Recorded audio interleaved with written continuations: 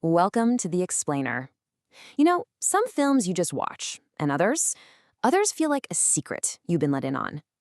Today, we're diving deep into Stanley Kubrick's final mysterious masterpiece, a film that does exactly that, eyes wide shut. And this quote right here, it absolutely nails the feeling of watching this movie.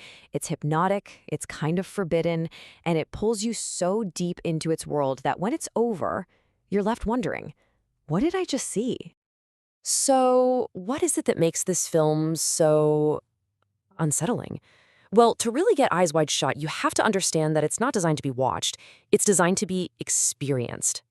The whole thing is hypnotic. It's meant to draw you in right alongside the main character, Dr. Bill Harford, as he tumbles down this rabbit hole into a world hidden just beneath the surface.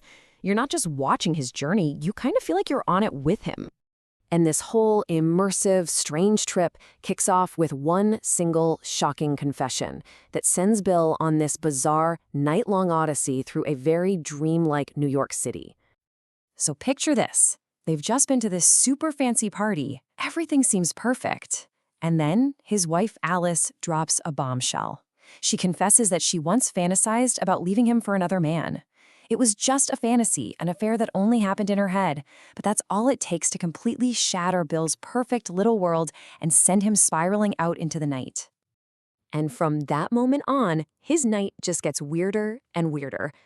Each step you see here peels back another layer of his reality, pushing him further and further away from his normal, comfortable life, and deeper into this hidden, nocturnal world that you realize was there all along. And what this journey really reveals is this massive contrast. See, Bill thinks he's elite. He's a rich doctor, he's part of the 1%, but this night gives him a terrifying peek behind a different curtain, at the world of the top 1% of the 1%. And it's a level of power so huge it makes his own life seem like nothing. And there is no better example of that power than the one scene that has haunted pretty much everyone who's ever seen it, the masked ball. This right here is the dark, ritualistic heart of the whole movie. Now, this isn't your typical horror scene with jump scares. No, Kubrick creates this incredibly unnerving, almost mythical sequence that feels both beautiful and just deeply, fundamentally wrong. It's an atmosphere that really gets under your skin. And the masks themselves, they're way more than just costumes. They're packed with symbolism. They hint at death, secret societies, and this central theme of hiding who you really are. But look at Bill's mask. It's super simple, and it's designed to highlight his eyes, basically marking him as the outsider, the guy who is seeing things he was never, ever supposed to see. And every single part of this ritual is just loaded with meaning. You've got the leader in the red cloak, this incredibly unsettling chant, which is actually a Romanian Christian sermon played backwards, turning something sacred into something profane, and even the location.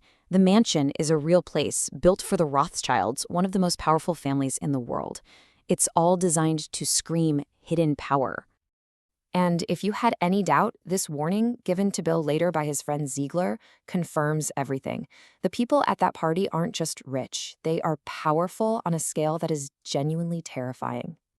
But you know, maybe the most powerful thing Kubrick does in this whole film is he just refuses to give you easy answers. He leaves the audience with all these haunting questions that just stick with you long after the credits have rolled. For instance, what really happened to Domino the prostitute? The official story is that she overdosed, but the timing is just way too convenient, right? It comes right after her run-in with Bill, and it feels like she might have been a loose end that the secret society needed to, well, tie up. The film never tells you for sure. And that leads to one of the biggest theories about the movie. Is Kubrick basically hinting at a dark reality? A world where the super powerful operate by their own rules, completely hidden from the rest of us, and where anyone who talks too much just kind of disappears under suspicious circumstances. Speaking of disappearing, what happened to Mick Nightingale, the friend who gave Bill the password in the first place? After he warns Bill to stay away, he just vanishes. We're told he was sent home, but we never see him again. Did he pay the ultimate price for spilling secrets? Again, we just don't know. So all these lingering questions are made even more powerful by Kubrick's just incredible technical skill. To really get why the film casts such a spell, we have to look beyond the story and see how Kubrick is telling it. I mean, think about this for a second. That's not the real New York City. The whole thing was built on a soundstage in England. That means nothing is there by accident. Kubrick controlled every single detail, every street sign, every newspaper, every piece of trash on the ground to create this vision of a city that feels familiar but also deeply, deeply alien. He also uses color to subconsciously mess with our emotions. Gold is all about that opulent, elite world. Red, which is everywhere, screams danger and desire, creating this claustrophobic feeling.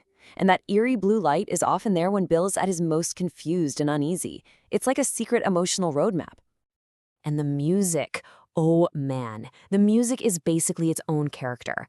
It starts off all elegant and bittersweet, but as Bill goes deeper, it transforms into this deeply disturbing, repetitive two-note rhythm that just drills into your brain and builds this unbearable tension. So in the end, Eyes Wide Shut just leaves it all up to you. Did you just watch one man's paranoid, jealousy-fueled nightmare? Or is it a chilling warning about the hidden realities of power in the world we think we know? The film never tells you. And that, right there, is its enduring, unsettling genius.